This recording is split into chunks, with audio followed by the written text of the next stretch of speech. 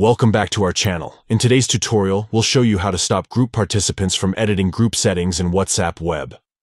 As a group admin, it's important to have control over the settings. Let's get started. Step 1. Open WhatsApp on your computer by launching the WhatsApp Web application. Step 2. Go to the desired group chat where you're an admin. Step 3. Look for the three dots icon in the top right corner and click on it. Step 4. From the options that appear, select Group Info.